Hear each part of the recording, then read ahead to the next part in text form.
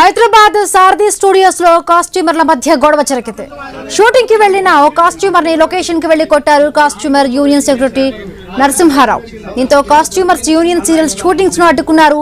Federation ఆధ్వర్యంలో యూనియన్లు ఇలా దాడులకు పాల్పడడం బాధాకరమని ఆరోపించారు. ఈ క్రమంలో యూనియన్ కార్యదర్శిపై కేసు నమోదు చేశారు.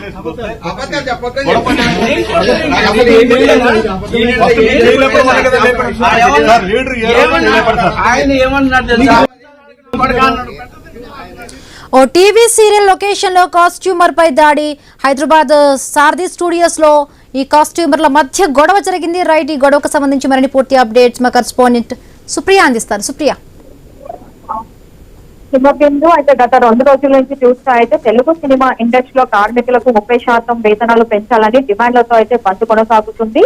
ఒకవైపు చూస్తే సినిమా షూటింగ్లు అయితే ఆపేశారు. అయితే తెలుగు సినిమా ఇండస్ట్రీ కార్మికులకు 30% వేతనాలపై అయితే నిన్న చిరంజీవితో కూడా నిర్మాతలు అయితే భేటీ అయినారు. అయితే ఈ మేరకు 3 రోజుల కిందట తెలుగు ఫిలిం ఎంప్లాయీస్ ఫెడరేషన్ అన్ని విభాగాల కార్మికులకు కూడా ఆదేశాలు జారీ చేశారు. అయితే దీంతో 2 రోజులుగా తెలుగు రాష్ట్రాల్లో ఎక్కడెక్కడ షూటింగ్స్ అయితే నిలిచిపోయాయి. అయితే తాజాగా ఈ రోజు ఉదయం అమీర్పేట్ సమీపంలోని ఉన్న సారథి స్టూడియోలో అయితే ఓ సీరియల్ షూటింగ్ జరుగుతుంది. ఆ సమయంలో షూటింగ్ యూనియన్ కి చెందిన ఓ కాస్ట్యూమర్ పాల్గొన్నారు. ఈ విషయం తెలుసుకున్న కాస్ట్యూమర్స్ యూనియన్ సభ్యులు అక్కడికి చేరుకొని సీరియల్ షూటింగ్ ని అడ్డుకున్నారు. అనంతరం కాస్ట్యూమర్ సత్యనారాయణతో గొడవకి దిగారని చెప్పాలి. అయితే మాట పెరగడంతో అతనిపై యూనియన్ కార్యదర్శి నరసింహారావు దాడి చేశారు. దీంతో ఒక్కసారిగా సారథి స్టూడియోలో చూస్తే అయితే పరిస్థితి ఉదయం నుంచి అయితే ఉద్రిక్తంగానే మారిందనే చెప్పాలి. ఆ తర్వాత అయితే అక్కడ ఉన్నవారు పోలీసులకి సమాచారం అందించారు. అనంతరం యూనియన్ కార్యదర్శి నరసింహపై అయితే సత్యనారాయణ పోలీసులకు ఫిర్యాదు చేశారు. దీంతో మాత్రము నరసింహారావుపై అయితే పోలీసులు అయితే కేసు నమోదు చేసుకుని వాళ్ళు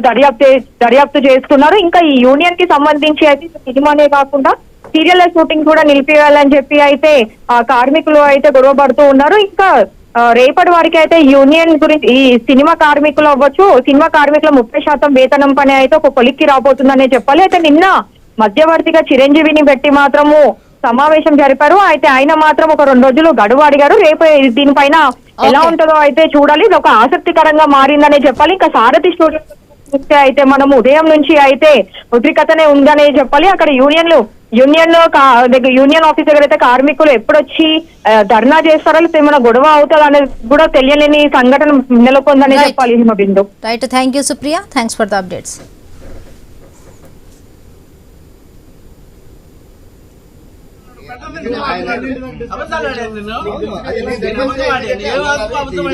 ఏమి తెలియదు, దానికి నిజంగా తెలియదు.